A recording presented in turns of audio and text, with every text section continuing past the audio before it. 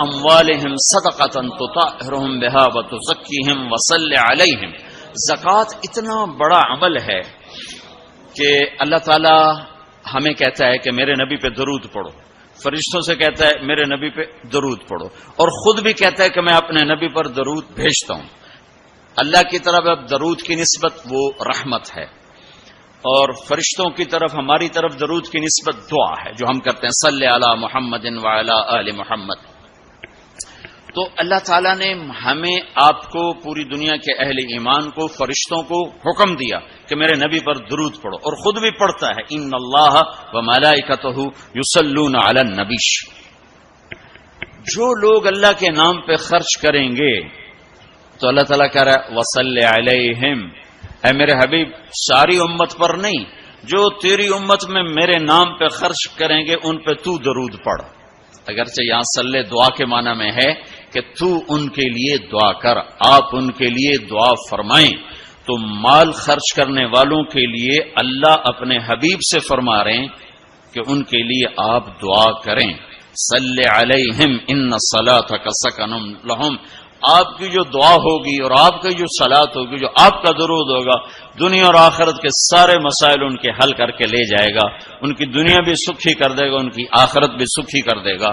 تو اللہ تعالیٰ نے زکوٰۃ فرض کی، اور بہت تھوڑی فرض کی. پہلی امتوں پر تھی 100 میں 10 روپے، اور ہماری ہے 100 پہ 2.5 روپے. اور اتنا فضل فرمایا کہ پورا سال پیسہ پڑا رہے، پھر کہا اس میں سے 2.5 روپے دے دو، 2,500 دے دو. اگر استعمال ہو جائے تو کوئی سال سے ایک دن پہلے اگر وہ مال خرچ ہو گیا ہے تو زکوٰۃ ختم ہو گئی. اور 82 دفعہ قرآن میں مال خرچ کرنے کا حکم آیا ہے، 82 دفعہ. اور اللہ تعالیٰ نے ترغیب دی ہے کہ مالدار فقیروں پہ خرچ کریں. پھر اللہ تعالیٰ نے فقیروں کو ترغیب دیا کہ تم بھی جتنی وسعت ہو خرچ کیا کرو.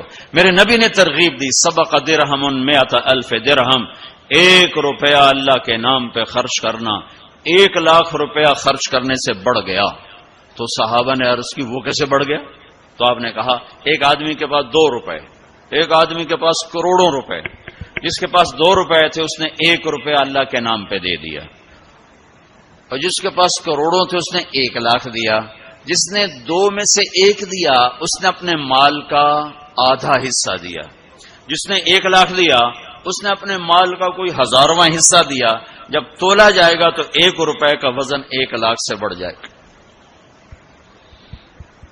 اور اس کا ایک واقعہ بھی، حضرت عمر ہمیشہ حضرت ابو بکر سے نہ کوشش کرتے تھے آگے نکل جاؤں، آگے نکل جاؤں، آگے نکل جاؤں. ساری زندگی موقع نہ بن سکا. تبوک کا موقع آیا تو اللہ کے نبی نے کہا مال خرچ کرو. عثمان رضی اللہ تعالیٰ نے 10,000 لشکر کا سارا سامان تیار کیا. ان کی سواریاں، ان کا راشن کے لیے تھیلوں کو بند کرنے کے لیے دھاگے تک اپنے گھر سے دیے، اور 300 دینار اوپر دیے. تو اللہ کے نبی کی جھولی میں وہ 300 دینار پڑے تھے یوں، اور آپ ان دیناروں کو اٹھا کے یوں فرما رہے تھے ما علی عثمان اللہ یعمل بعد. عثمان آج کے بعد کچھ بھی نہ کرے تو جنت واجب ہوگی. تو عمر کہنے لگے آج میں ابو بکر کو کاٹ سکتا ہوں، آج میں اس سے آگے نکل سکتا ہوں کہ وہ آج کل غریب ہے، میں مالدار ہوں. تو وہ تھوڑا لائے گا، میں زیادہ لاؤں گا تو میں بڑھ جاؤں گا. لہذا انہوں نے اپنے مال کا آدھا حصہ، آدھا گھر میں رکھا اور آدھا لے کر آئے. ابو بکر نے جھاڑو پھیر دیا، جو کچھ تھا وہ سارا سمیٹ کے لے آئے. جب دونوں پراپرٹی سامنے رکھی گئیں تو حضرت عمر کی بہت زیادہ نظر آ رہی، ابو بکر کی بہت تھوڑی نظر آ رہی. لہذا حضرت عمر بڑے اطمینان میں کھڑے کہ آج جیت خطاب کے بیٹے کی ہے. میں قربان جاؤں، اللہ رسول تو جانتے ہیں کہ کون کیا کر کے آیا ہے.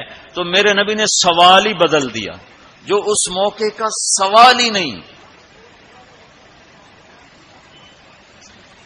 کوئی آدمی مسجد میں چندہ دینے جائے، مدرسے میں چندہ دینے جائے، کہا جی مول صاحب یہ 1 لاکھ روپیہ ہے مدرسے کے لیے، مسجد کے لیے. آگے مولوی صاحب کہیں پیچھے کتنے پڑے ہوئے ہیں، تو کہے گا یہ بھی واپس کرو، میں تو تھوڑی نیت ہے جو کوئی چکر لگتا ہے کہ تسی ٹھیکیدار ہو، مگر علی شاید ابھی پیچھے کتنے پے. یہ موقع کا سوال ہے ہی نہیں. مول صاحب کو چاہیے جی جزاک اللہ یہ لیجئے رسید بسم اللہ، پھر بھی موقع آئے تو دیتے رہیں. تو میرے نبی نے پوچھنا یہ تھا ابو بکر کتنا لائے ہو، عمر کتنا لائے ہو، اور یہی اس موقع کا سوال ہے.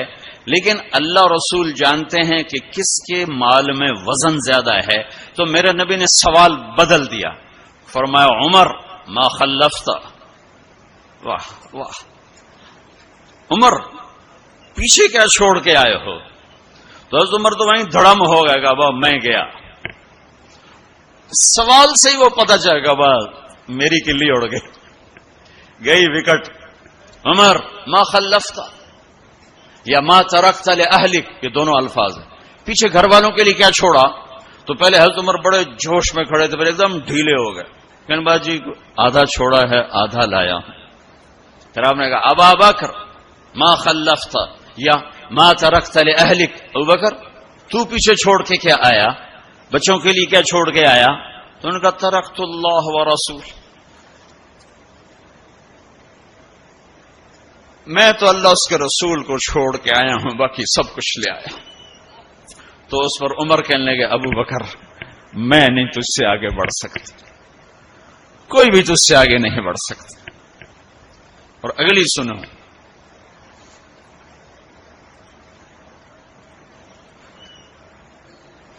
اپنے کپڑے بھی دے دیے اور ایک ٹاٹ تھا وہ پہن کر اس کو کانٹوں سے سی لیا.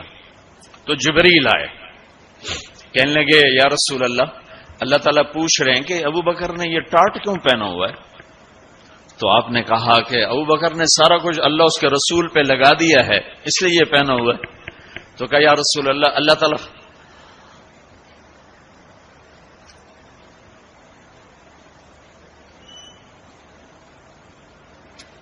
تعالیٰ فرما رہے ہیں ابو بکر سے پوچھو مجھ سے راضی تو ہے،